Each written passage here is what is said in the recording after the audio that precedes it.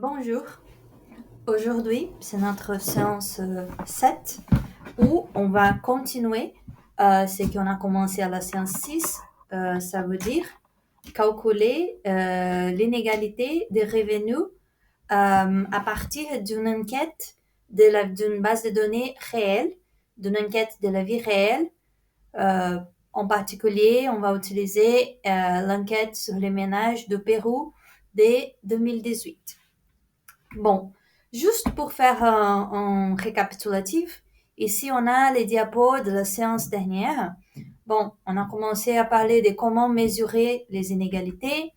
On a parlé de comment, d'où vient les génies. On utilise des microdonnées. On va chez les gens, les poser les questions, etc. Donc, on a parlé des enquêtes sur les ménages.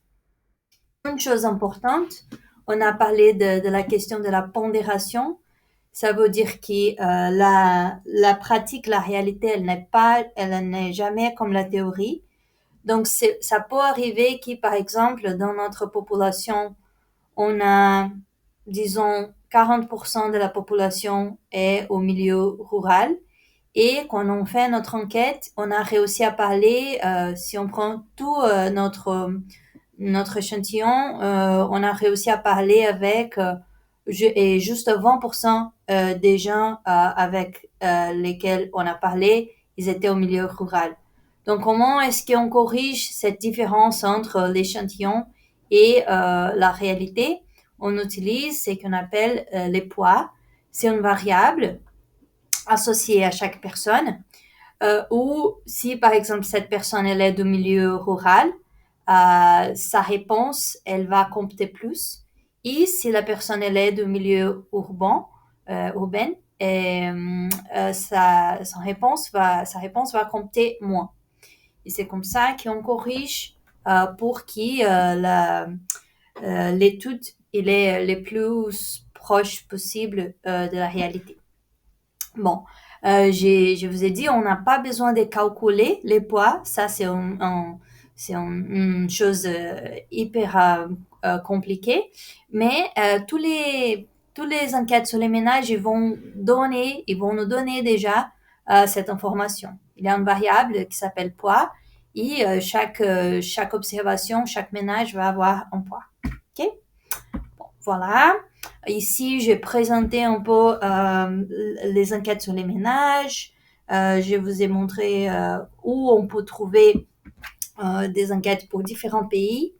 On a discuté un peu, on a parlé du Gini, okay, que c'est la mesure d'inégalité la plus connue. On a vu que les Gini va varier de 0 à 1 et les plus proches des 0, les plus égalitaires en société et les plus proches des 1, donc les plus grandes, les génies, les plus inégales. Bon. Ici, on parlait de génie dans l'Amérique latine. Et à la fin, on a vu que les génies, il est calculé à partir de la courbe de Laurence. Et la courbe de Laurence, elle n'est pas utilisée que pour calculer les génies, mais elle est en soi une façon de parler des inégalités. Elle est une représentation graphique des inégalités. Là, je vous ai montré, bon, j'ai recommandé avant une vidéo qui c'est assez simple, assez intéressante pour savoir comment calculer la courbe de Laurence. Mais bref, on a vu qu'on met la population sur l'axe horizontal, cumulé. Donc ici, on a 10% de la population, 20% de la population, 30% de la population, jusqu'à arriver à 100% de la population, qui c'est probablement ici. Et ici, sur l'axe vertical, on va mettre notre variable d'intérêt. Si c'est par exemple le revenu, on a 10% de revenu de pays, 20%, 30%, jusqu'à arriver à 100% de revenu de pays. Okay? On va mettre un ordre. Donc ici, c'est par exemple de la personne la plus pauvre jusqu'à la personne la plus riche. Et là, comment est-ce qu'on peut voir l'inégalité? Bon, la courbe de Laurence, elle commence avec, on fait une comparaison avec la courbe d'égalité parfaite. La courbe d'égalité parfaite, elle nous dit par exemple ici, si on regarde les 30% de la population, ok, elle va avoir 30% du revenu total, ici. Tac. Et ça, c'est justement une société égalitaire, où au fur et à mesure qu'on ajoute des personnes, on ajoute une partie égale du revenu. Donc tout le monde a la même chose. Au contraire, dans la vie réelle, par exemple, pour la France en 2010, si on regarde les patrimoines, c'est que les 70 ici dit, c'est que si on prend 70% de la population, toute cette partie-là, jusqu'à ces points-là, 70% de la population, on a combien? Presque moins, ouais, un peu plus que 20% du patrimoine total de pays. Donc 70% de la population a 20% du revenu du patrimoine total, ce qui montre une inégalité assez importante, ok, par rapport à la situation hypothétique d'égalité parfaite où 70% de la population aurait 70% de patrimoine. Bon. On a vu une comparaison entre la France et le Brésil. Donc, on avoue que les plus proches de la courbe d'égalité parfaite, les moins inégales, ce qui est un peu intuitif. Donc, si on regarde par exemple les 70% de la 60% de la population, pardon, au Brésil, 60% de la population a à peu près 23% du revenu du pays. Et en France, par contre, 60% de la population a à peu près 40% du revenu total. Ça veut dire que 60% de la population, à peu près la moitié de la population, ils n'ont pas du revenu total du pays plus large en France qu'au Brésil. Et ça, c'est un exemple de comment on peut utiliser la courbe de Laurence pour parler des inégalités. Ici, on utilise pour des régions, on peut parler des salaires, on peut parler de propriétés rurales. Non, il y a plein d'utilisations. Comment est-ce que le Gini est calculé? Il est calculé à partir de la courbe de Laurence. Il est cette partie-là entre la courbe d'égalité parfaite et la courbe de Laurence, ok? En raison de la surface totale ici. Pourquoi ça? Quelle est l'intuition derrière? Bon, on avoue que les plus proches d'une courbe de Laurence, elle est de la courbe d'égalité parfaite, les plus égalitaires, non? Et au contraire, les plus loin de la courbe d'égalité parfaite, ici, cette droite-là, les plus distants, éloignés de la situation d'égalité parfaite, les plus inégales. Bon, les plus éloignés de la situation d'égalité parfaite signifie que les plus larges seraient cette surface ici, ok? Donc, les plus inégales de nos sociétés, les plus cette courbe-là, la courbe de Laurence, elle est éloignée de la courbe d'égalité parfaite ici, et pourtant, et par conséquent, cette surface-là va être plus large, et donc les Gini va être plus large. Comme on avoue, les Gini les plus larges, les plus inégales.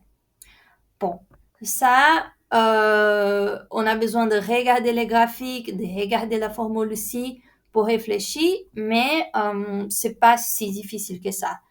Il faut juste avoir un peu de patience et visualiser les graphiques et réfléchir un peu. Mais bon, on avoue que c'est normal de trouver des indices de Gini, des coefficients de Gini différents, ok? Parce que ça va varier en fonction de quelle est la formule qu'on utilise, quelle est la source de données qu'on utilise, etc. Donc, les plus fiables, c'est toujours d'utiliser la même méthodologie et la même source de données. On n'a pas besoin forcément d'utiliser les mêmes échantillons ou parler avec les mêmes ménages, mais les instituts de statistiques, par exemple, ils utilisent toujours la même source de données, la même méthodologie. Okay? Par exemple, NAO, c'est une source de données. Il a un questionnaire un peu uniforme, un peu uniforme qui est appliqué tout au long d'une période. Et bon, ce que je veux dire en synthèse, c'est qu'on ne peut pas comparer directement une chose qu'on calcule avec une formule et on ne peut pas calculer, faire une comparaison directe avec un génie qu'on a trouvé dans un rapport de la CEPAL ou d'un institut de statistiques. Bien évidemment que ça nous donne une bonne idée, mais il faut toujours voir si on a utilisé la même méthodologie, les mêmes sources de données, si on a pris, par exemple, si on compare, on peut pas comparer un génie pour les ménages avec un génie calculé à niveau individuel. Donc, il y a tout, c'est assez nuancé, ok? Les plus safe, c'est d'utiliser la même méthodologie et la même enquête au fil des années. Bon. Des problèmes, on a vu les problèmes avec les indices de génie, des coefficients de génie, et pourquoi le mieux, c'est aussi de combiner l'indice de génie avec une analyse qualitative, avec, par exemple, les déciles, les percentiles, pour regarder qu'est-ce qui se passe avec les 1% plus riches, les 10% plus riches, etc. Bon, on s'attaque et là, on commence à faire ce qu'on va faire aujourd'hui, c'est justement de calculer l'inégalité pour les ménages au Pérou en 2018. Donc, comment est-ce qu'on peut calculer, on peut faire la courbe de Laurence et les Gini sur Stata? On a des packages, ok, en Stata, qui sont justement des commandes qui sont utilisées, par exemple, dans les sciences sociales ou dans le domaine de la santé, de la biologie. Donc, c'est pas forcément des formules statistiques pures. C'est des statistiques, des méthodes quantitatives appliquées à des sciences sociales. Donc, c'est des chercheurs en sciences sociales ou des chercheurs en biologie, n'importe, qui ont développé leurs propres formules et qui ont partagé ça avec d'autres utilisateurs. Et sur Stata, on peut télécharger des commandes, ces paquets-là, c'est en commande, comme des autres commandes, ok, pour qu'on puisse utiliser aussi. On a besoin d'installer les paquets qui ont quelque utilité pour nous. Je vous ai montré avant comment on peut trouver des paquets. Si on met par exemple Help Poverty, Stata va nous donner une liste avec plein de paquets qui servent pour calculer plein d'indicateurs différents de pauvreté. La même chose avec Inequality. Stata nous a montré tout un tas de paquets pour calculer Inequality. Les paquets on va utiliser, ils s'appellent Lawrence. Okay? Et dans la liste, vous pouvez mettre Help Lawrence et vous allez chercher un qui s'appelle Lawrence Module to Estimate and Display Lawrence Curves and Concentration Curves. Parce que ça, c'est les plus simples qui existent, en fait. Voilà. Si donc on trouve Lawrence, et là, click here to install, on va installer Lawrence dans notre ordinateur, dans notre Stata. Bon, et ici, il y a le help qui va justement montrer comment on peut utiliser ces commandes. On va parler beaucoup, on va utiliser pas mal cette page-là aujourd'hui. Ok, ici, je montrer une autre option pour calculer les génies. Bon, là, on commence avec les crèmes de la crème, on dirait, de la science. Calculer les génies. Bon, on a vu qu'ENAO l'enquête qu'on a utilisée, ils ont interviewé 39 820 ménages, ok? Et en fait, le Pérou, il a 32 millions de personnes. Et c'est pour ça qu'on utilise les poids parce que la proportion des personnes, des ménages au milieu urbain dans la population est différente par rapport à ce qu'on a dans l'échantillon. Et pour ça, on a la variable poids.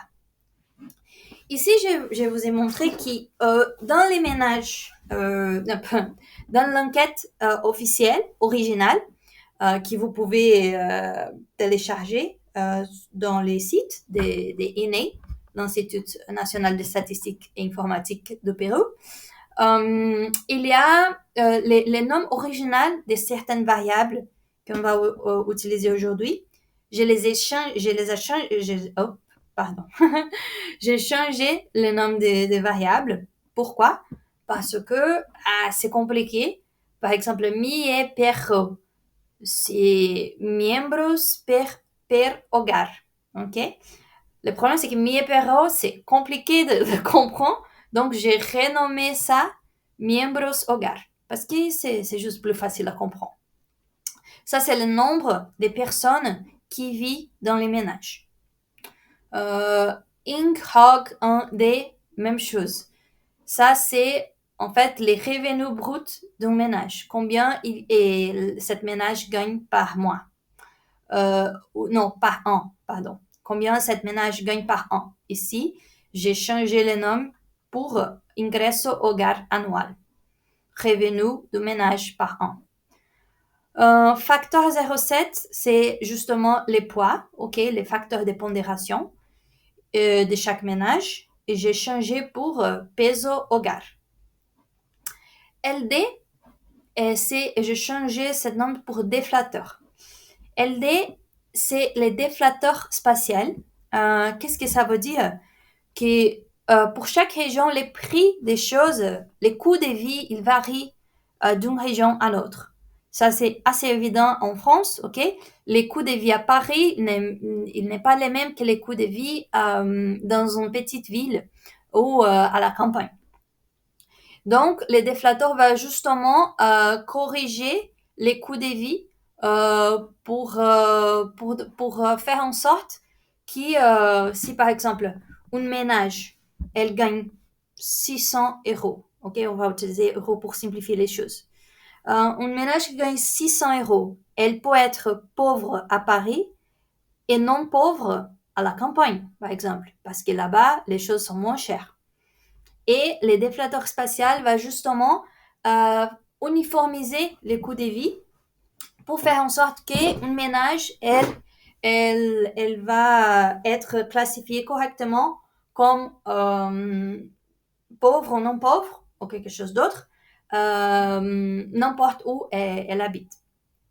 Bon, vous n'avez pas besoin de comprendre comment est-ce qu'on calcule les déflateurs, parce que comme les poids, il est une chose assez statistique, on dirait, assez difficile de calculer, mais on va l'utiliser parce qu'il est déjà calculé. Et la ligne de pauvreté, on a vu aussi, c'est justement la ligne qu'on utilise pour calculer les pauvretés. Elle est différente par région.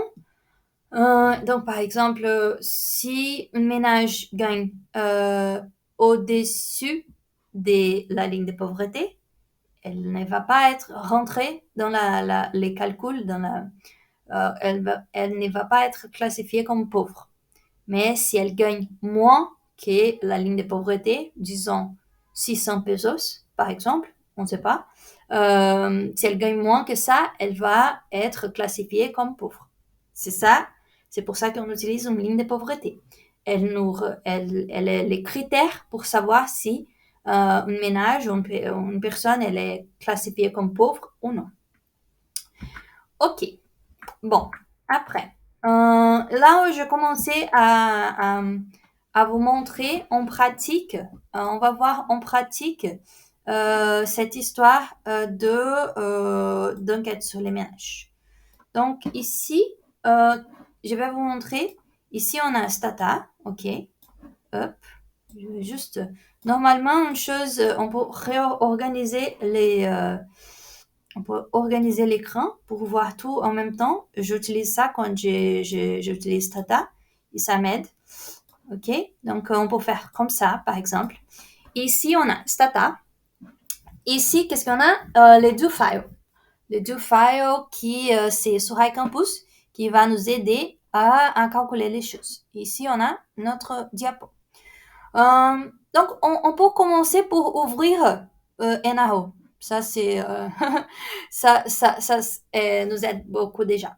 Donc, File, Open. Et là, on peut télécharger la base NAO qu'on a aussi. Voilà, il a un nom, conglomerado, tac, tac, tac, tac. Et il y a déjà les variables, elles ont déjà les noms corrigés, que j'ai déjà corrigés. OK? Par exemple, gasto hogar annual deflator, j'ai renommé. Bon, quand on commence à utiliser, premièrement, assurez-vous que vous avez les Lawrence installés. Donc, on peut venir ici, Help Lawrence, tac. Et ça, c'est la page de aide du paquet qu'on a installé. Pour voir si vous avez les paquets installés ou non, vous pouvez venir ici et cliquer Ado. Je vais augmenter ça. Ado, tac. Et là, il y a tous les paquets que moi, j'ai installés. Si vous n'avez pas les Lawrence installés, je vais calculer ça je vais copier ça. Help Lawrence et non, pardon, Find it Lawrence. Parce que moi, j'ai déjà les paquets installés. Donc, au lieu de me donner la page des paquets, il va me donner directement la page de mon paquet que j'ai déjà installé. Mais si vous tapez Help Find it Lawrence, Find it, ok? Find it Lawrence. Qu'est-ce qu'on va voir? Tac, tac. Et vous pouvez juste CTRL F, chercher Module to calculate and display Lawrence curves and concentration curves. Voilà, c'est ça. Vous cliquez ici, click here to install. C'est déjà installé, donc il va dire non. Bon, mais bon, c'est déjà installé. Bref, success. Après, je montre ici. Je suis en train de suivre le do file pour montrer qu'est-ce qu'on a jusqu'à maintenant. Le do file ici. Bon, on a déjà les paquets installés, Help Lawrence. On peut ouvrir la base de données, c'est déjà ouverte. Et ici, on peut regarder les variables qu'on va utiliser. Donc, le nombre, comme vous pouvez voir, ça c'est l'enquête sur les ménages, ok, juste les variables qu'on va utiliser. L'enquête, en fait, elle est énorme. Mais ici, c'est chaque ménage. On a interviewé combien de ménages? 37 462 ménages. Donc, ici, c'est chaque ménage. Elle a un nombre. Ici, miembros hogar. Cette ménage-là, la première, il y a 4 personnes qui habitent, qui font partie de cette ménage. Le revenu brut annuel, c'est de 47 895. Ça, c'est la variable des pondérations. Et, par exemple, on peut voir que les réponses de ces ménages-là, elles comptent plus que les réponses de ces ménages-là. OK?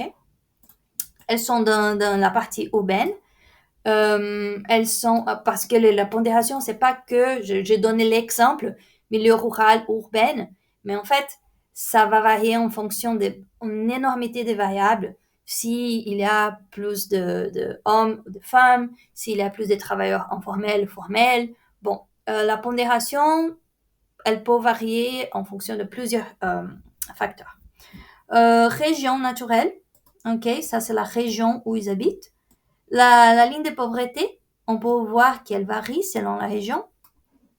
Et le déflateur spatial aussi, qui, de la même façon, il va varier selon la région.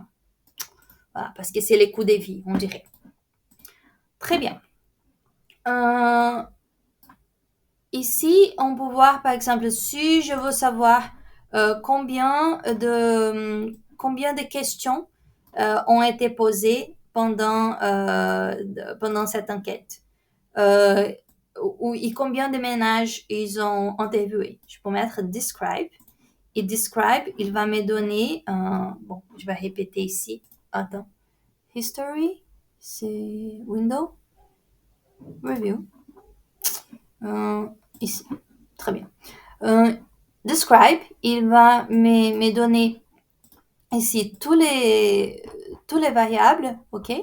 Anno dell'inchiesta, mese di esecuzione dell'inchiesta, numero del conglomerato, ingresso por trasferencia del loyer, clair, gasto, bon, bref.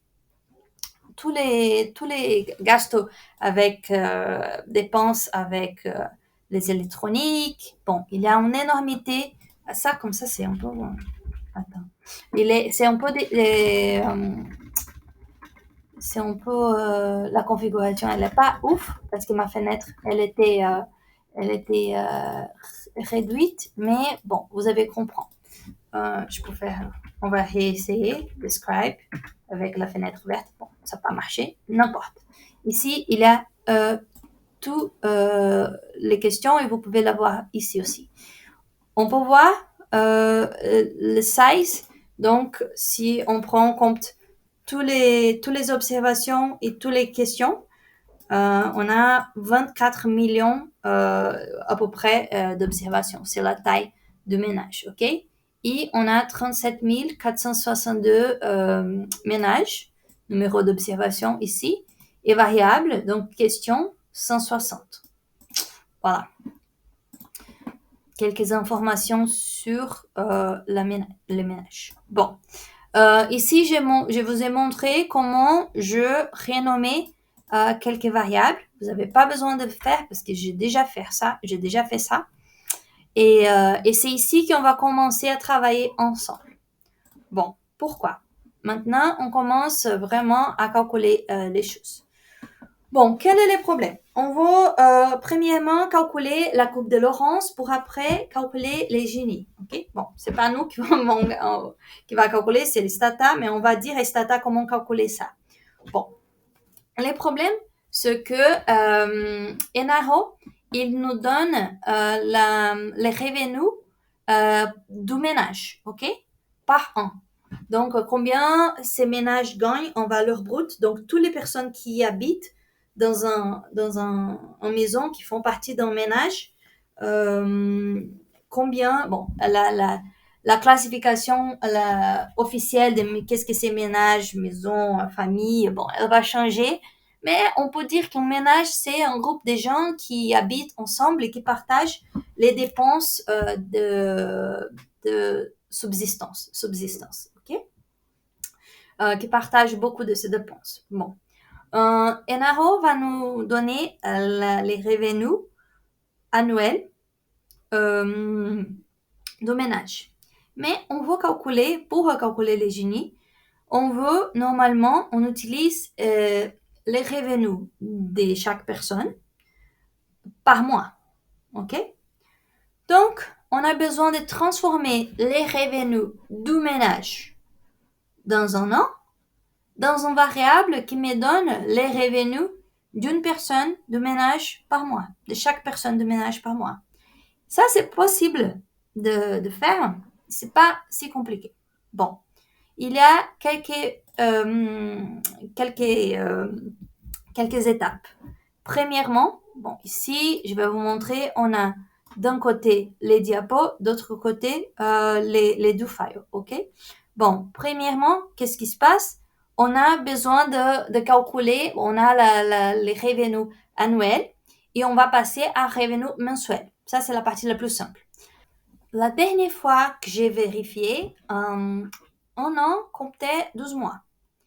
Et donc, si on veut savoir combien on gagne par mois, on va prendre ce qu'on gagne par an et diviser par 12. Non, c'est assez normal. On prend ce qu'on gagne par an, on divise par 12, c'est un peu les revenus moyens par mois. C'est ça qu'on va faire. On va créer une variable, generate.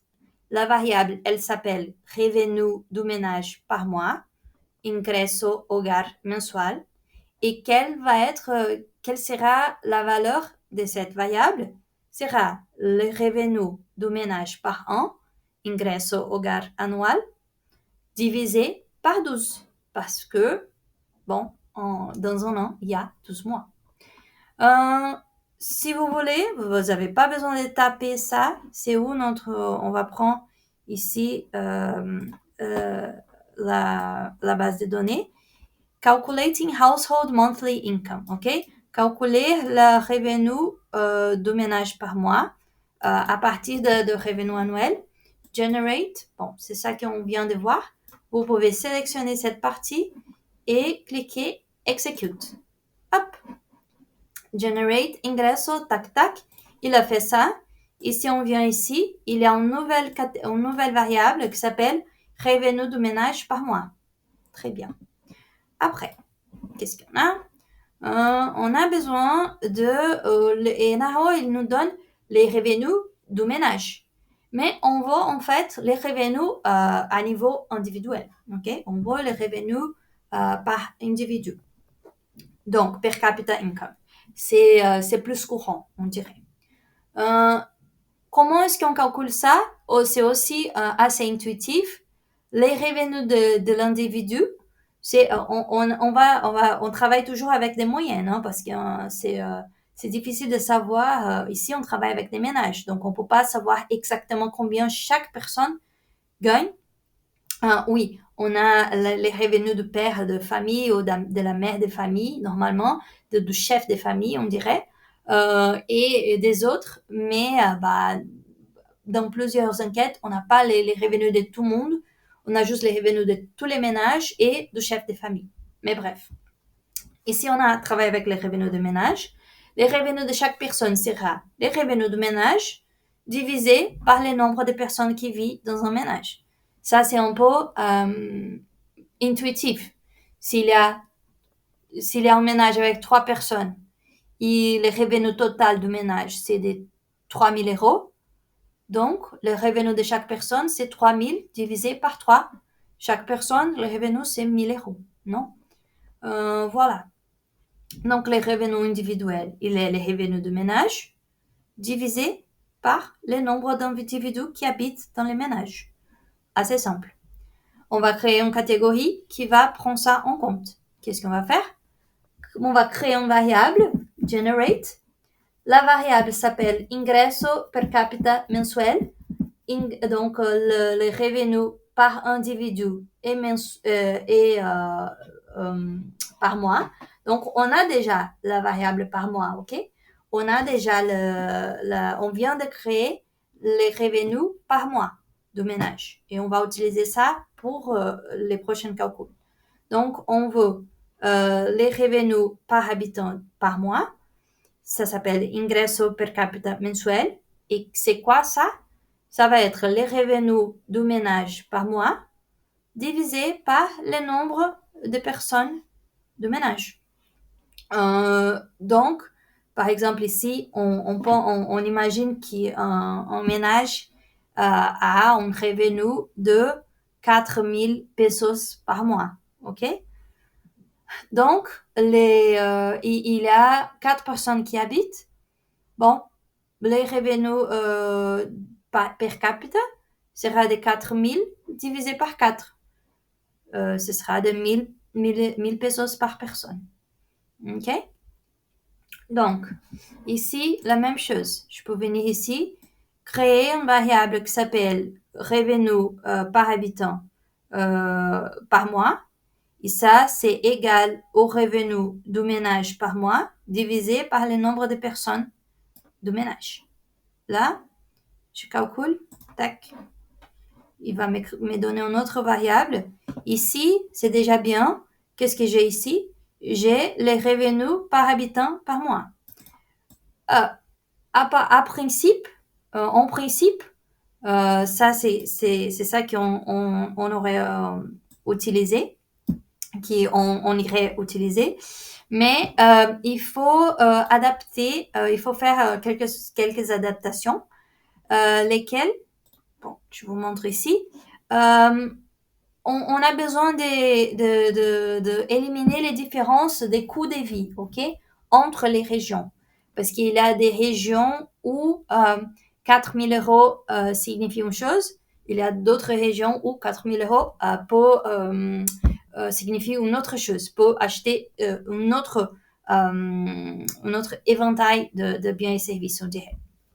Donc, on va éliminer les différences de prix. Quand on élimine les différences de prix, on appelle normalement les variables réelles, real, ok? Parce que c'est les prix réels et pas les prix nominal, on dirait. En économie, on utilise nominal pour parler de quelque chose qui n'est pas discounted for inflation, ajusté par l'inflation. Et on utilise, par exemple, les salaires réels, c'est les salaires déjà ajustés par l'inflation. On déduit déjà l'inflation. Ça, c'est les salaires réels, parce que c'est mon pouvoir d'achat réel. Donc ici, on parle de pouvoir d'achat réel de chaque ménage. On va créer une variable qui s'appelle generate. On va créer une variable, generate. Elle s'appelle revenu per capita par mois, donc c'est qu'on vient de créer, mais réel. Elle va déduire les différences de prix entre les régions. OK? Dans ces cas-là, si on regarde comment les déflateurs des NRO fonctionnent, on va diviser la variable qu'on vient de créer. Ça, c'est une question de lire la méthodologie, mais il est déjà ici. On va créer les revenus par habitant par mois réels, que c'est les revenus par habitant par mois, ok, divisé par cette variable qui est le déflateur. Si on vient ici, tac, on peut sélectionner ça et faire execute ici. Il vient de créer une variable. Comme on peut voir, il vient de créer une variable qui s'appelle ingresso PC mensual réel. Qu'est-ce qu'on a ici? On a les revenus de chaque personne par mois en termes réels, donc pas qui compte déjà, c'est déjà ajusté par des différences de prix entre les régions. Très très bien. Il manque une chose pour pouvoir bien calculer les Gini. C'est ça. L'enquête sur les ménages, elle nous donne aussi les poids, ok, les facteurs de pondération du ménage. Parce que c'est tout sur les ménages ici. Mais on est en train de parler de revenus des individus. Et donc, on a besoin de calculer les poids de chaque individu. On ne peut pas calculer les choses pour l'individu et utiliser les poids d'un ménage, ok? Ménage, individu, individu. Comment est-ce qu'on fait ça? On a les facteurs de pondération de chaque ménage. Et comment est-ce qu'on peut calculer les facteurs de pondération pour chaque personne de ces ménages-là? C'est ça qu'on va faire. Donc, NRO, il nous donne les poids de chaque ménage pour la population totale. Ça s'appelle peso hogar. Et on va calculer les poids de chaque individu. Ça s'appelle les poids individuels. OK? Bon. Donc, on va créer une variable. On va créer une variable. Cette variable s'appelle peso individuel. Et c'est quoi les pesos de chaque personne? Peso individuel. C'est les poids individuels. Désolée. Les poids individuels, c'est les poids de chaque ménage multipliés par le nombre de personnes de chaque ménage. OK? Hop. Donc, je répète, les poids de chaque personne, il va être les poids du ménage qui est multiplié par le nombre de personnes de ménage. Je sais que ça peut être un peu contre-intuitif, mais c'est qu'on a besoin de penser, en fait, c'est que dans une enquête des ménages, on a, au Pérou, on a, si je me souviens bien, il y a 32 millions de personnes et 7 millions de ménages. OK? Donc, si on est en train de calculer les poids de chaque individu, on a besoin d'utiliser les poids de ménage multipliés parce qu'en fait, on n'est pas en train d'utiliser un poids qui va transformer 37 000 ménages en 7 millions de ménages. OK? Les poids, c'est pas ça. Les poids, c'est pour transformer 37 000 observations en 32 millions d'observations. Donc, il faut que le poids de chaque individu, il est en fait plus large. Chaque réponse va compter encore plus. OK? Ça, c'est comme moi, j'essaie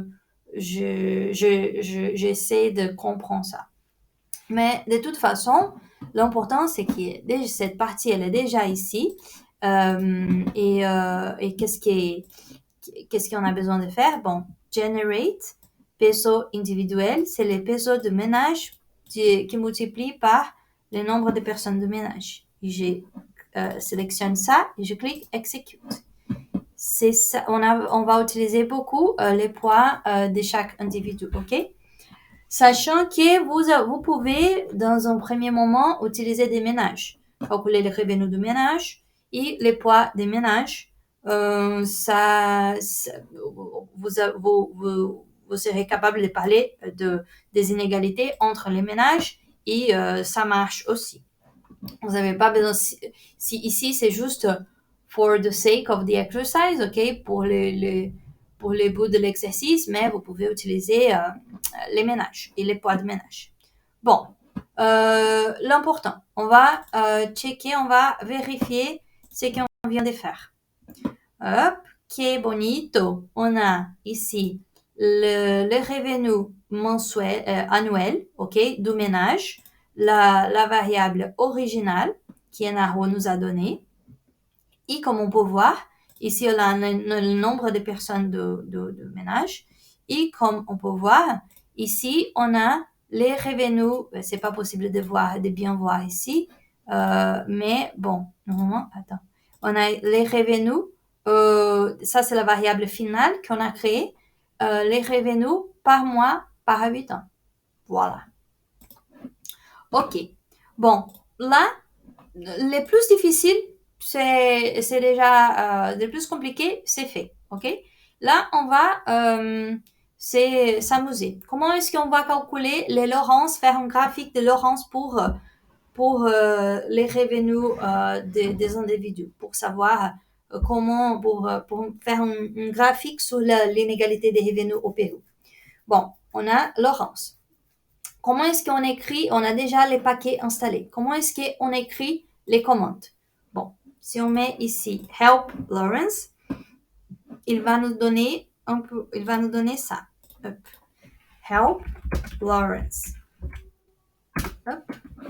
Bon, ici, je vais vous montrer. Hop. Attends. Très bien. Donc, Help Lawrence. Ici, c'est le nom de commande. Et comment est-ce qu'on va l'écrire? On met tout simplement Lawrence, var list et var list que vous pouvez ignorer les estimates, ok, parce que il est entre crochets. On peut l'ignorer pour l'instant. Le plus important, c'est Lawrence et le nom de la variable qu'on veut estimer. Si vous vous souvenez, var list, c'est une liste de la variable. Ça peut être une variable, deux variables, trois variables.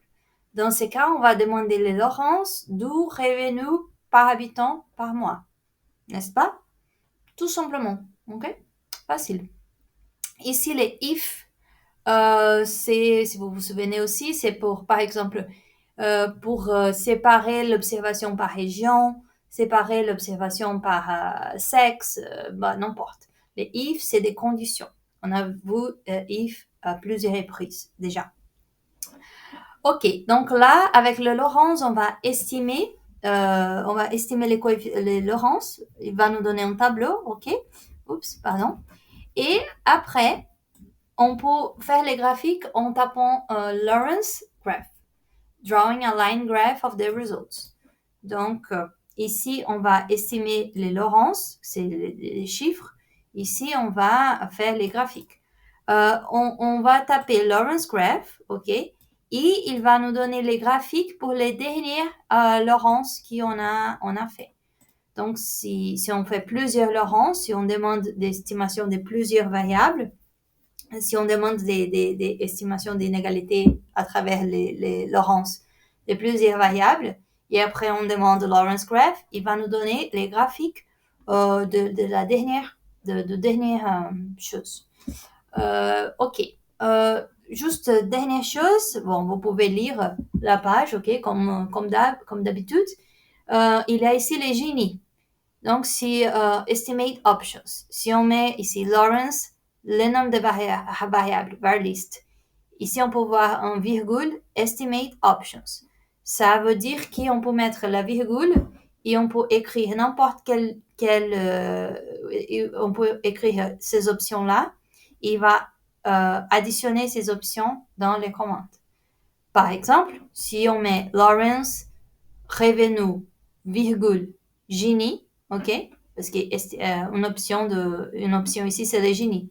Si je mets Lawrence, le nom de la variable, virgule, Gini, ici, il va me donner aussi les coefficients de Gini.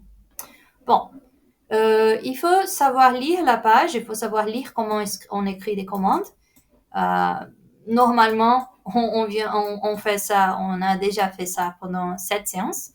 Et voilà, c'est assez simple en fait d'écrire les commandes, il n'y a pas beaucoup de mystère. Bon, pardon.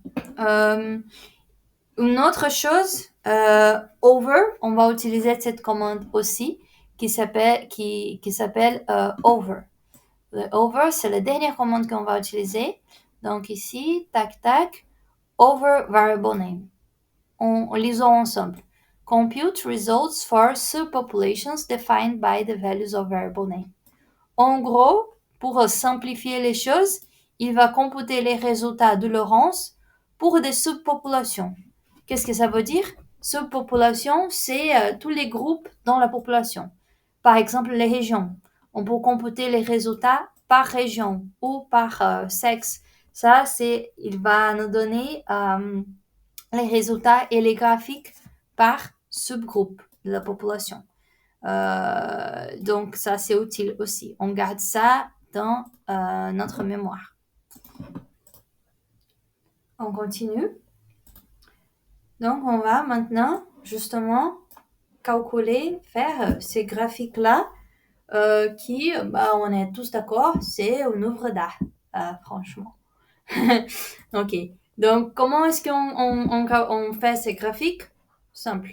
Comme on a vu, avec la page Help Lawrence, il suffit de taper Lawrence, le nom de la variable pour laquelle on veut calculer, on va faire les graphiques, on va calculer le Lawrence, et bien évidemment, on va mettre les weights, ok, les facteurs de pondération. Justement parce qu'on ne veut pas parler, on veut pas calculer l'inégalité entre l'échantillon, entre les gens de l'échantillon. On veut calculer l'inégalité entre les gens dans la population. Et comme on utilise les revenus de chaque personne per capita, on va aussi utiliser les poids de chaque personne, peso individuel. Comment est-ce qu'on utilise les pesos? J'ai oublié de montrer ça. Je suis désolée. Donc, on revient ici. Attends, c'est où? OK, on revient ici pour vous montrer. Si je tape Help Lawrence, ici, Lawrence, on tape Lawrence, le nom de la variable, revenu par habitant. Et entre crochets, on peut mettre if et quelque chose, on peut mettre une condition. Si vous voulez savoir comment est-ce qu'on écrit, il suffit de cliquer if, il va t'expliquer. Mais bon, on peut mettre entre crochets weight, ok? Donc, c'est justement ça qu'on va faire. On va mettre entre crochets la variable weight. Il y a différents types de pondération, ok? Différents types de facteurs de pondération.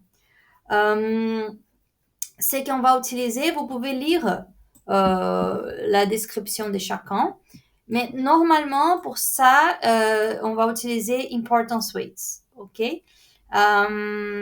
Et c'est ça qu'on utilise avec les enquêtes sur les ménages. Normalement, au moins pour NAO, on utilise importance weight. Pour être honnête, il n'y a pas beaucoup de mystère parce que chaque commande, parfois les commandes va accepter qu'un type de weight et il va vous dire quel est le type de weight il accepte.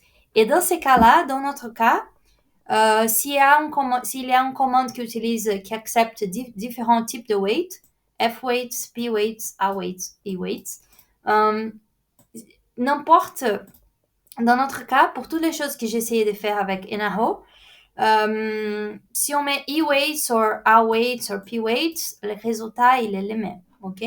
Donc, on n'a pas besoin de se préoccuper trop avec ça. Le but, c'est de savoir comment est-ce qu'on peut utiliser cette histoire de weight. Ok. Bon, là, on sait comment faire normalement, on sait comment faire des choses maintenant. Donc, on vient ici dans notre do file. Ici, on a la stata, ici, on a les do files. On vient ici et j'ai écrit pour vous Graphing Income Inequality in Peru in 2018 à travers la courbe de Lawrence. On met Help Lawrence pour savoir comment écrire les commandes et après, on va écrire les commandes. Lawrence, les revenus par habitant par mois, HEL, qu'on a créé au début de la séance. Entre crochets, on va mettre les poids. Les poids, on a créé au début de la séance aussi, peso individuel. Si on sélectionne ça et on met Execute, qu'est-ce qu'on va voir? Tadam! Il y a ici le Lawrence, ok? Il a la courbe de Lawrence et là, c'est juste les tableaux où on peut avoir, par exemple, ça, il y a une interprétation assez intéressante. Si on revient ici et on regarde qu'est-ce que la courbe de Lawrence elle représente, voilà, comment est-ce qu'on peut interpréter ces tableaux?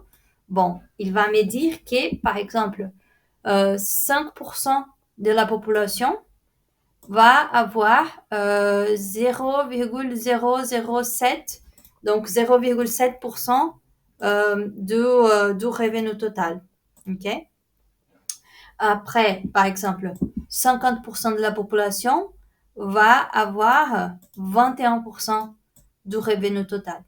C'est comme ça qu'on interprète ces tableaux-là. Et bien évidemment, 85% de la population va avoir, 95% de la population va avoir 80% à peu près du revenu total. 100% de la population a 100% du revenu total. Okay? Donc, la courbe de Lawrence, elle nous donne déjà ces tableaux, mais on est d'accord qu'un tableau, c'est beaucoup plus facile de comprendre quand on a un tableau quand on a un graphique, qu'on a un tableau comme ça. Donc, on va transformer ça dans un graphique. Comment est-ce qu'on fait ça? Lawrence Graph. OK? Il faut juste écrire Lawrence Graph et il va faire un graphique de ça. Et ça qu'on vient de voir. Donc, Lawrence Graph, do file, execute. Tadam!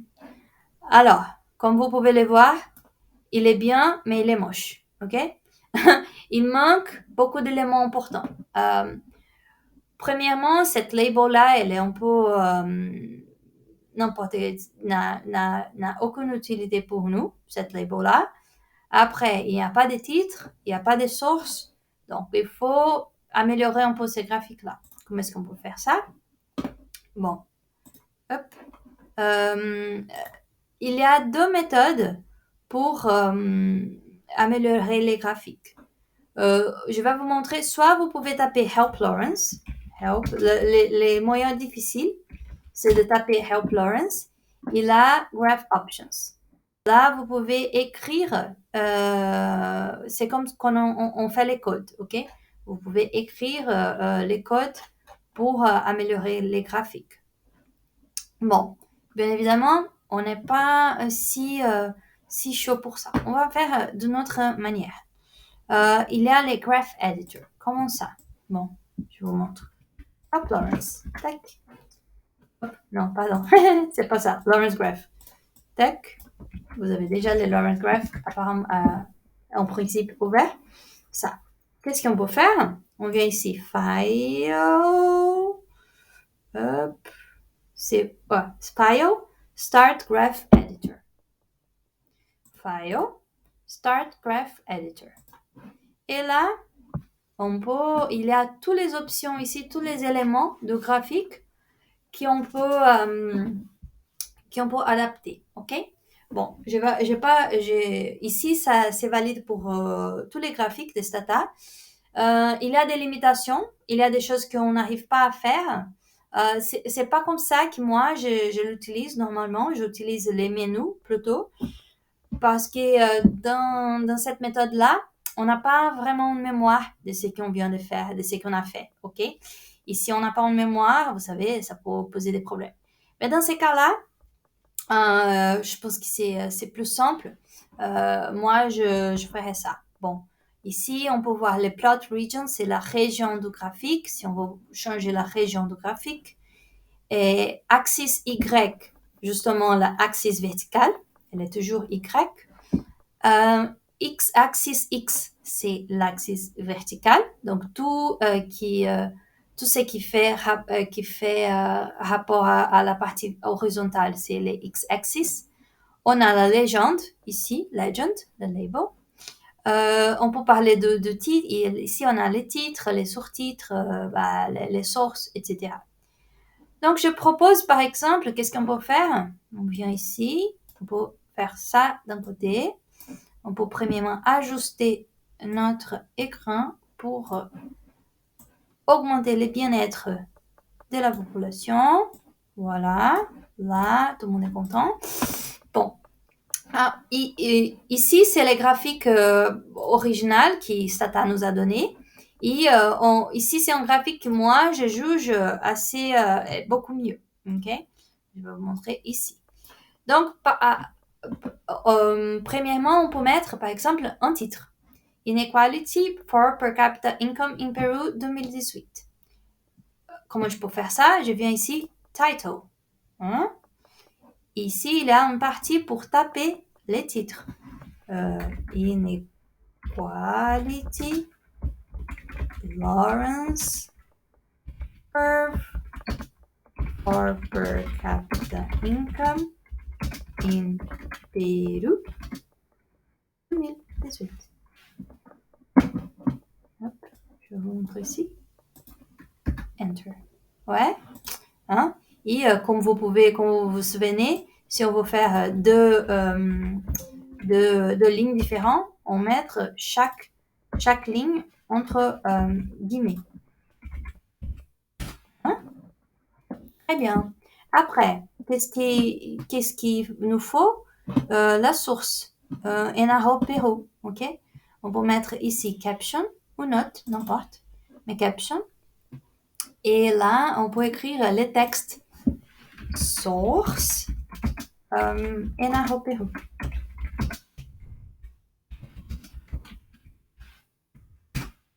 Après, par exemple, si vous voulez, si vous pensez, c'est trop grand, vous pouvez, ici, il y a par exemple size, medium, small. Vous pouvez réduire very small. Vous pouvez réduire la taille de la source. Ok? Donc ça, c'est assez utile. Il n'y a pas en mémoire, mais c'est assez simple de utiliser cette méthode-là. Après, je n'aime pas ça. Ça c'est pas très utile. Si je clique ici, Je sais que ça, c'est la légende, ok? Je peux cliquer ici, dans la boîte. Ça, c'est la légende. Mais je n'aime pas cette légende-là.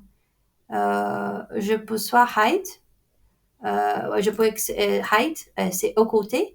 Et je vais occulter cette partie-là. Bon, ça me semble assez bien, non?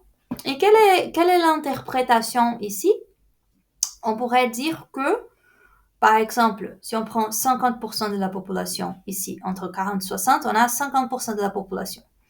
50% de la population au Pérou, les 50% la plus pauvres de la population au Pérou, ok, parce qu'on vient de ça, tac, tac, tac, jusqu'à ici. 50% de la population plus pauvre au Pérou, ils ont à peu près 20% de revenu total, ok? Ça, c'est 0, 20%, 40%, 60%, 80%, 100%. Cumulative proportion. Bien évidemment on peut changer la valeur aussi ici. C'est un peu plus compliqué, mais bon. Vous avez déjà compris. Ok? Donc, très bien.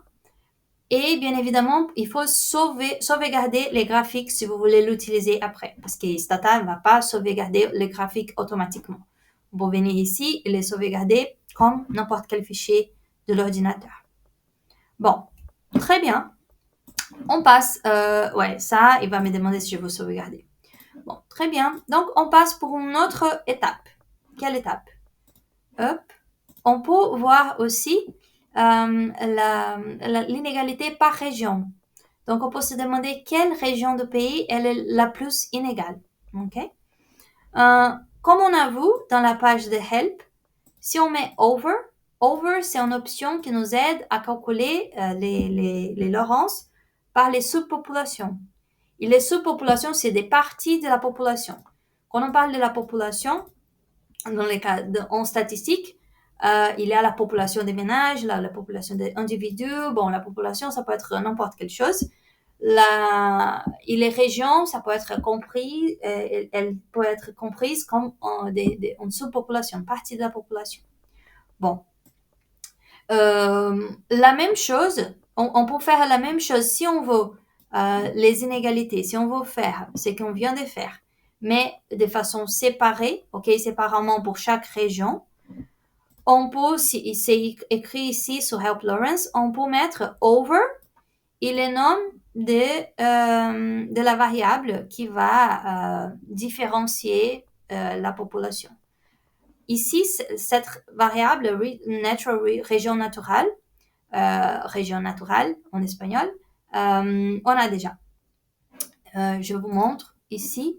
On n'a pas vu ça avant, mais bon, si je mets browse, région naturelle,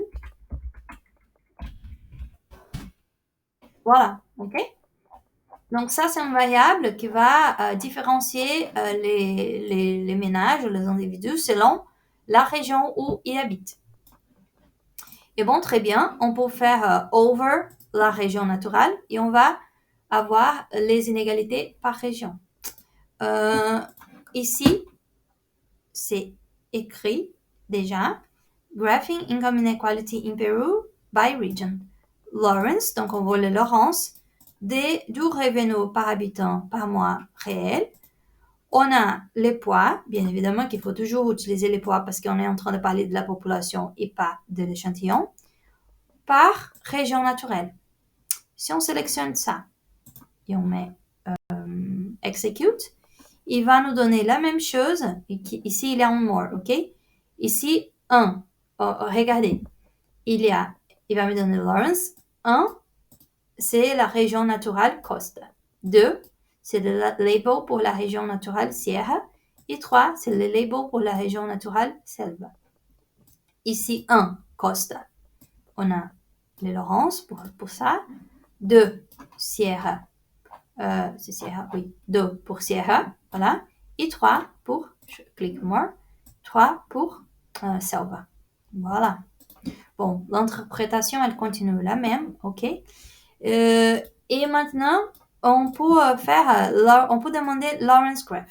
Qu'est-ce qu'il va me dire si je demande Lawrence Graph? comme vous pouvez voir, il nous a donné ça.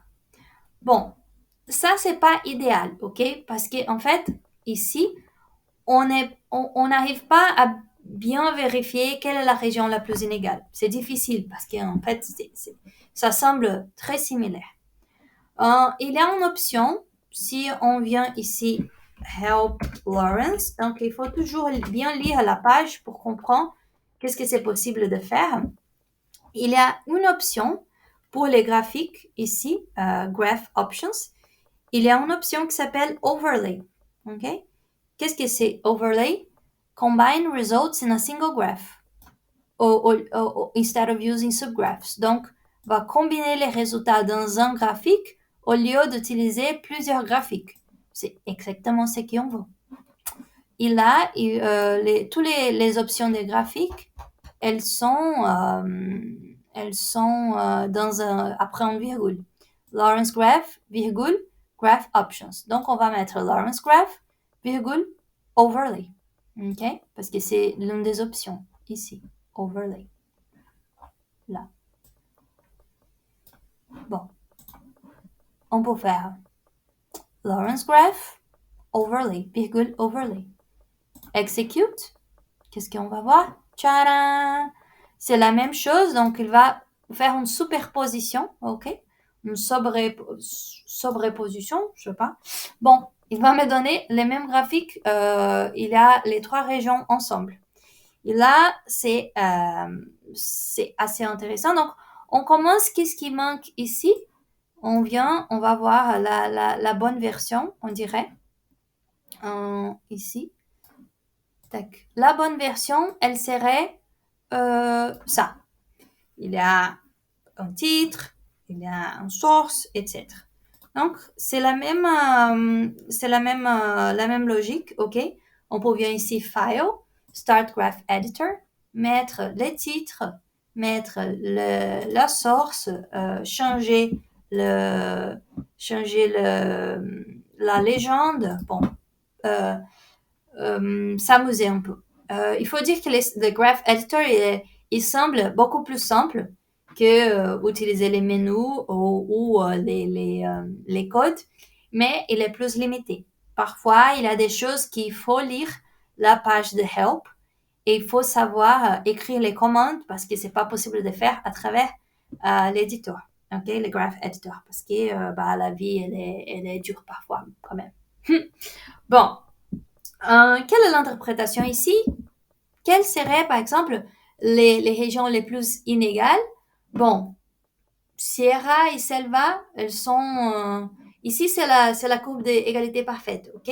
On pourrait quand même changer, par exemple, ici, la couleur marron, parce que ça c'est rouge, ça c'est marron, mais en fait, Sierra, elle est là avec Selva. Mais ça peut créer des confusions avec cette couleur parce qu'elles sont très similaires. Par exemple, donc je pourrais par exemple changer ça pour qu'est-ce que vous voulez? Emerald? Ok, emerald. Non, mais là c'est assez similaire au bleu. Bon, chocolate? Peut-être chocolate, c'est bon. Chocolate, voilà. Donc, elle est ici, ok? Ici, on peut voir mieux que ça devient un peu plus sombre.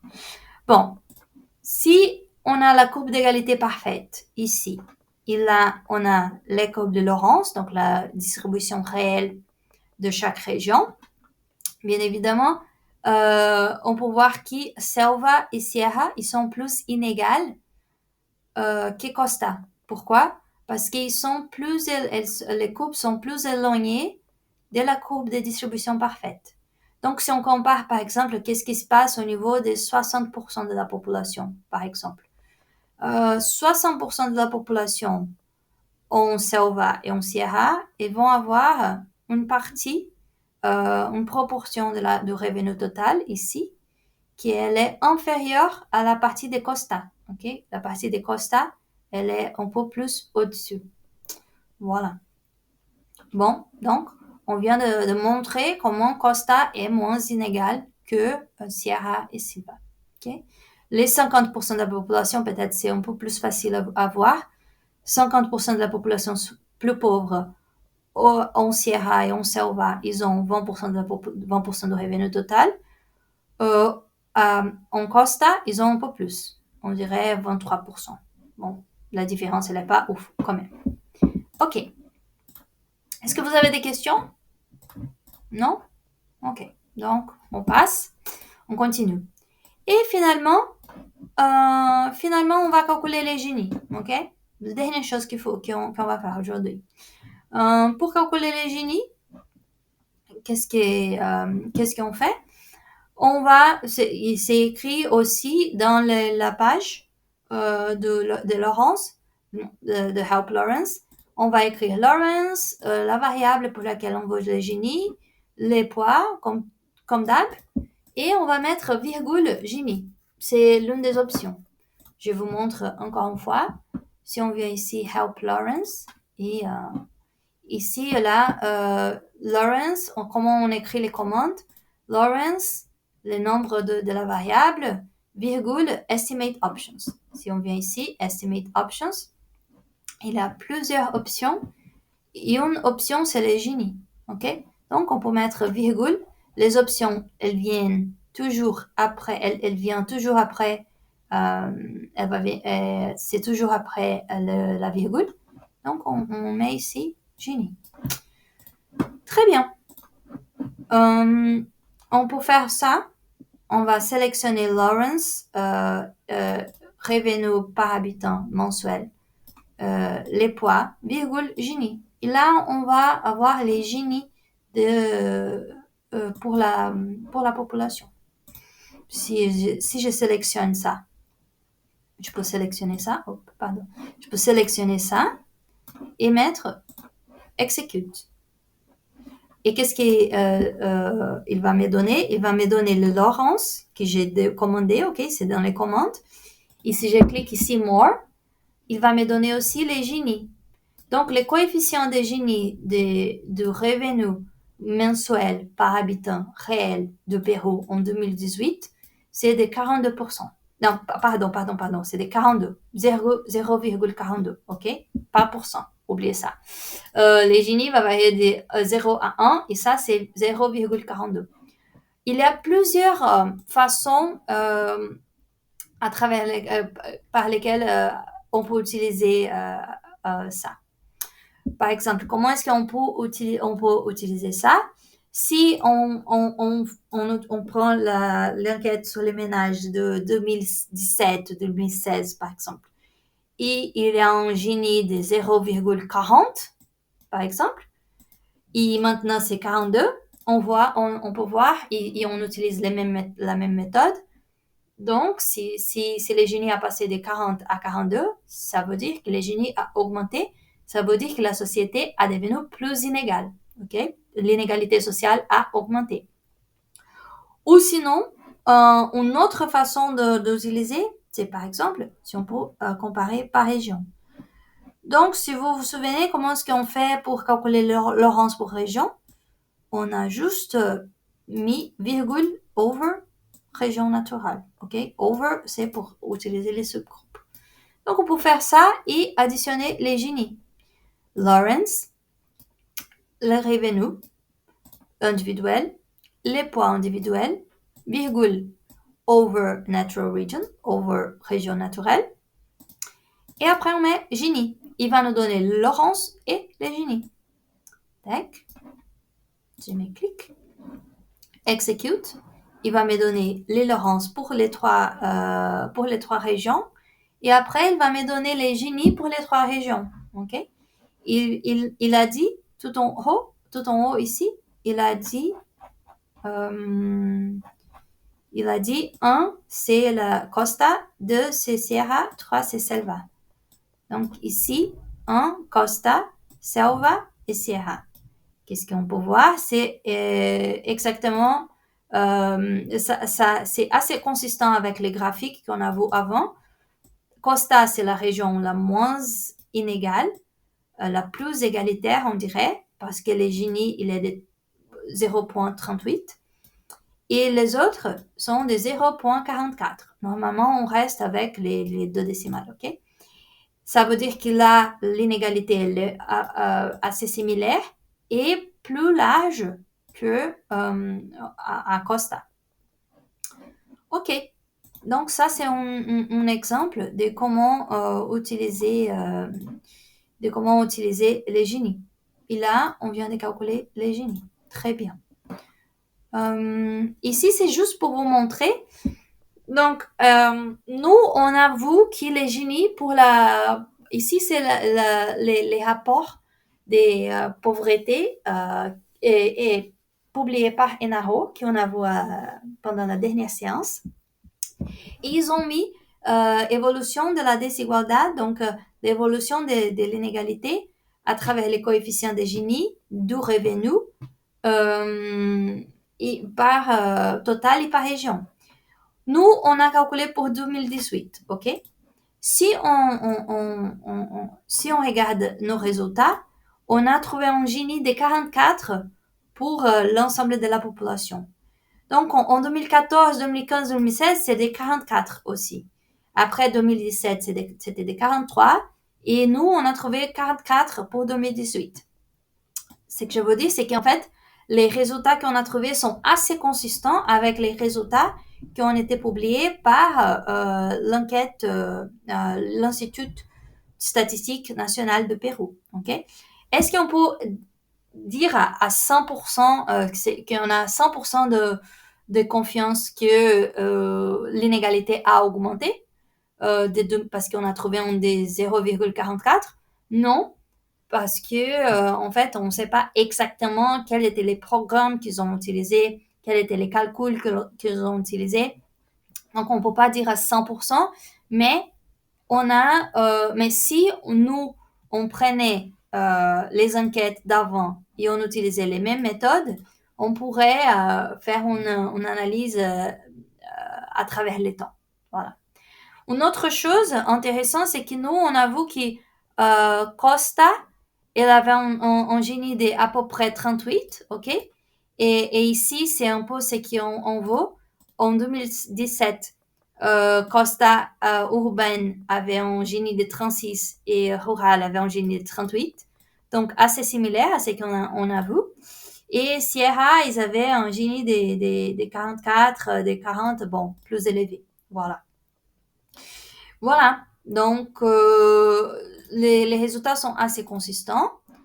Et finalement, dernière chose, on peut parler de pauvreté un peu, ok? On peut s'intéresser, par exemple, à savoir quelle est la proportion de la population au Pérou en 2018 qui était en situation de pauvreté. Bon, ça, c'est assez facile de savoir à travers Enaho et en utilisant Stata. Premièrement, comme on a vu, l'INEI, il nous donne déjà, l'Institut des statistiques nous donne déjà les lignes de pauvreté ainsi qu'une variable qui s'appelle pobreza. Donc, je vous montre comment ça se passe en pratique. Hop, on vient ici. Tac, tac. Bon, ici, c'est Enaho. Et si je mets, par exemple, browse, pobreza, et les lignes de pauvreté, hop, et je clique Enter, je vais vous montrer qu'est-ce qu'on a. On a une variable qui va nous dire pour chaque ménage si la ménage elle est pauvre ou elle est pauvre extrême ou elle n'est pas pauvre. Et comment est-ce qu'on va on sait ça? Bon, il y a une ligne de pauvreté, ok? Les lignes de pauvreté sont la même pour des ménages dans une région. La ligne de pauvreté va varier selon la région parce que les coûts de vie vont varier. Donc, la ménage 1, par exemple, elle n'est pas pauvre parce qu'elle gagne au-dessus de la ligne de pauvreté et au-dessus de la ligne de pauvreté extrême. Le ménage 2, par exemple, c'est un ménage pauvre, mais pas pauvre extrême. Donc, normalement, ils vont gagner entre 1295 et 167 par an. Ok? Voilà, donc ça c'est un peu la logique. Et on peut calculer quelle est la proportion de nos pauvres, pas pauvres, pauvres extrêmes et pauvres non extrêmes dans la population. Comment est-ce qu'on peut faire ça? Bon, il y a une commande basique qu'on a déjà vue pendant la séance 5, 4, je me souviens pas. Mais bon, on a déjà vu ça avant. Juste pour vous montrer. Donc, si on met Codebook Pobreza pour savoir, pour se renseigner un peu plus sur cette variable-là créée par Enaho. Si je mets Codebook Pobreza et Execute, il va me donner quelque chose, j'espère, qui est là. Oui, voilà, Codebook Pobreza. Il me donne le label, ok? Il y a un, c'est pauvre, c'est extrêmement pauvre. 2, c'est pauvre, mais pas extrêmement pauvre. Et 3, c'est pas pauvre. Ok, donc on peut créer un tableau. Les tabulates, c'est les commandes qui vont créer un tableau des fréquences pour savoir le pourcentage de chaque groupe dans la population. On a déjà vu ces commandes avant. Donc, si je clique Tabulate Pobreza et sélectionne, voilà, qu'est-ce qu'il va me donner? La proportion de pauvres extrêmes, non extrêmes et pas pauvres dans cet ensemble d'observations. Là, si on était en présentiel, je vous demanderais qu'est-ce que vous pouvez noter ici. Mais bon, j'avance la réponse. Ici, qu'est-ce que les tableaux nous donnent? Ils nous donnent des groupes, ok, on a 3 groupes. La fréquence, donc on a 1000 personnes ici, 5680 personnes ici, 30 000 personnes pas pauvres. Ils nous donnent les pourcentages aussi. Donc, on peut dire que 2,85% de la population est pauvre extrême, 15% est pauvre non extrême et 81%, presque 82% est pas pauvre. Les cumulés, c'est différent. Donc, les cumulés, c'est la somme de 15 avec 2. Donc, les cumulés va toujours présenter la pourcentage plus ce qu'il y avait avant. OK? Ça, ici, c'est pas assez utile, mais pour d'autres types de groupes, des classifications de données, c'est assez utile de voir d'informations cumulées. Dans ces cas, par exemple, on pourrait dire que 15% de cet ensemble de données étaient pauvres non extrêmes et 18% étaient soit pauvres non extrêmes, soit pauvres extrêmes. OK? Donc, étaient dans une situation de précarité, on pourrait dire. Le problème, c'est qu'ici, si vous notez, c'est 37 462 observations. Donc ça, c'est un échantillon, c'est pas pour toute la population. Et comment est-ce qu'on fait pour transformer l'échantillon dans la population? Justement, wait. La plupart des commandes en stata, y compris tabulate, va accepter qu'on met les poids. Et si on met les poids entre crochets, comme on a fait avant, et on fait tabulate, qu'est-ce qu'on voit? Qu'au lieu de 37 462, on a maintenant 32 millions de personnes. C'est justement à peu près la population au Pérou. Et là, on peut dire que 2% c'est des pauvres extrêmes, 17% pauvres non extrêmes et 80% de la population est en situation de non-pauvreté. OK? Voilà, je pense que ça, c'est la fin. J'ai mis ici une façon de faire un graphique de pauvreté, si vous voulez. Mais bon, c'est juste par curiosité, si vous voulez savoir, se renseigner un peu comment est-ce qu'on peut créer des graphiques comme ça. Vous pouvez aller sur l'internet et regarder un peu pourquoi est-ce qu'on écrit IDN. C'est pour créer un nombre pour chaque observation, compter. Bon. Ici, si vous voulez, vous pouvez parler avec moi si vous êtes intéressé à faire ce type de graphique-là, mais vous pouvez explorer pour vous-même. Je pense qu'on a déjà vu comment utiliser les commandes help, comment utiliser l'internet, comment utiliser l'éditeur des graphiques. Donc voilà, ça c'est juste un début si vous êtes intéressé à savoir encore plus. Bon, pour la prochaine séance, on va parler des régressions. C'est le dernier sujet du semestre. Et vous pouvez lire à coq, ok, les chapitres 8. Vous pouvez ignorer la partie 8.7. Si vous voulez en vidéo, parce que les problèmes de régression, c'est que moi, je trouve que c'est beaucoup plus facile de les comprendre si on regarde, si on a une ressource visuelle. Et donc les vidéos, je pense que c'est assez intéressant d'étudier la régression à travers les vidéos parce qu'on a cette possibilité d'avoir un peu plus la partie visuelle pour mieux comprendre les bouts de la régression. J'ai mis ici une vidéo, c'est d'une chaîne qui moi je trouve assez intéressant et assez simple. Je suis désolée, c'est en anglais. J'ai essayé de trouver des choses en français, mais j'ai eu l'impression que c'est tout assez technique, assez compliqué. Et ça, c'est assez simple. Donc voilà, vous pouvez lire les ACOC et regarder la vidéo avant la prochaine séance. OK? Bon, c'est ça. Merci et à la prochaine.